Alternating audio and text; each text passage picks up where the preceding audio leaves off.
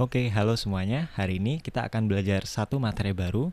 Nah, sekarang ini kita udah mulai masuk materi fisika ya. Kita sekarang akan belajar tentang gerak. Jadi, apa sih itu gerak? Jadi, bergerak itu kita definisikan sebagai benda dikatakan bergerak jika posisinya terhadap suatu titik acuan berubah. Contohnya, kita misal punya satu orang di sini. Ini ada tiang kecil di sini. Mula-mula posisi orang ini terhadap tiang adalah 4 meter di kanannya. Lalu dia bergerak sehingga posisinya itu ada 6 meter di sebelah kanan tiang. Ketika posisi terhadap satu titik acuan berubah, itulah yang kita namakan bergerak. Jadi si orang ini kita katakan bergerak karena posisinya terhadap tiang itu berubah. Oke, ingat-ingat itu definisinya bergerak. Sekarang untuk mengukur pergerakan ada berbagai macam besaran. Jadi untuk mengetahui si orang ini itu bergeraknya sejauh berapa, itu kita punya dua besaran, namanya jarak dan perpindahan. Apa itu jarak dan apa itu perpindahan? Mungkin akan lebih mudah jika kita memperhatikan ilustrasi berikut. Misal ada orang yang bergerak ke kanan sejauh 10 meter, lalu dilanjutkan bergerak ke kiri dengan jarak 2 meter gitu ya. Jadi pindah ke kanan 10 meter lalu dilanjutkan pindah ke kiri 2 meter. Lalu yang disebut dengan jarak adalah lintasan yang hijau ini. Itu adalah jarak yang ditempuh orang ini, 12 meter. Perpindahan itu adalah yang biru ini. Jadi semacam posisi akhir dikurangi posisi awal. Kita lihat ada beda ya, jaraknya 12 meter tapi perpindahannya 8 meter. Ya, perlu diketahui perpindahan itu adalah sebuah vektor. Jadi harus ada arahnya. Perpindahan 8 meter ini lebih lengkapnya 8 meter ke kanan. Sedangkan jarak itu adalah sebuah besaran skalar. Jadi kita tidak perlu menulis arahnya. Jaraknya 12 meter sedangkan perpindahan orang ini tuh 8 meter ke kanan. Kalau kita lihat contoh yang lebih ekstrim lagi, misal si bola ini awalnya ada di sini, lalu dia bergerak sesuai lintasan hijau ini.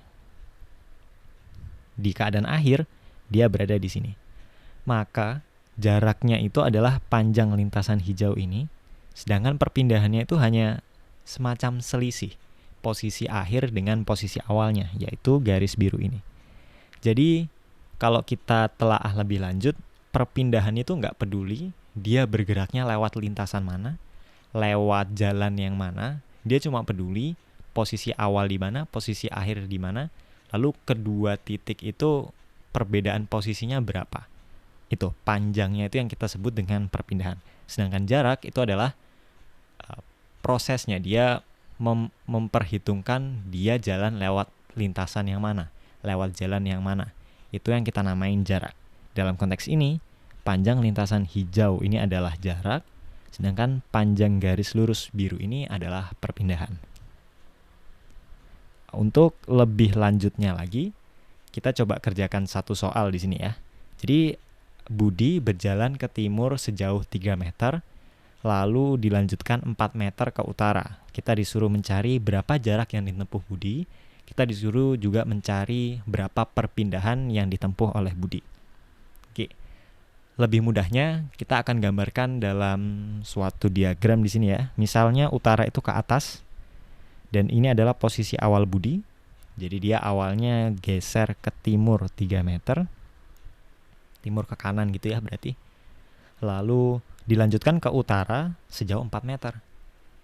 Jadi kalau kita terapkan definisi yang tadi, mana yang jarak? Yang lintasan hijau ini ya. Dia menempuh lintasan itu kan. Benar-benar dia jalan lewat jalan yang hijau ini. Maka jaraknya itu 3 ditambah 4 atau 7 meter. Sedangkan perpindahannya berarti kan itu semacam titik akhirnya di mana, titik awalnya di mana, tarik garis. Nah, panjang garis itu adalah perpindahan. Dalam konteks ini adalah titik awal, ini adalah titik akhir. Kalau kita tarik garis, ini adalah perpindahannya. Maka kita bisa cari, kebetulan ini kan tegak lurus nih. Timur dengan utara itu tegak lurus, jadi kebetulan kita bisa pakai Pythagoras di sini. Yaitu kita dapatkan perpindahannya 5 meter. Kalau teman-teman belum familiar tentang Pitagoras, bisa lihat video ini di atas. Ya, jadi itu dia konsep bergerak, yaitu ketika suatu benda posisinya terhadap satu titik acuannya berubah. Ketika posisinya berubah, kita sebut dia bergerak. Bagaimana cara mengukur pergerakan itu? Kita mengukurnya dengan jarak dan perpindahan. Jarak itu bergantung dengan lintasan mana yang dia tempuh, sedangkan perpindahan nggak peduli, lewat lintasan mana aja, nggak peduli dia. Yang penting adalah titik awalnya di mana, titik akhirnya di mana, tarik garis, cari panjang garis itu. Itu adalah perpindahan. Dan satu lagi yang perlu diingat, perpindahan itu vektor, jadi butuh arah ya. Dalam hal ini, kalau dalam soal kita, berarti 5 meter ke arah sana gitu ya. Di antara utara dengan timur gitu. Kita harusnya perlu menyatakan arahnya juga di sini. Kalau jarak itu adalah skalar, jadi tidak punya arah. Kalau kita mau kuantifikasikan lebih lanjut kemana arahnya, kita mungkin bisa definisikan sudut ini dengan theta. Jadi perpindahannya itu membentuk sudut theta terhadap arah timur. Dengan nilai theta itu tan inverse 4/3. Dapatnya dari mana? Perhatikan bahwa tan theta itu depan dibagi samping ya. Ini kan sisi depannya theta, ini sisi sampingnya theta.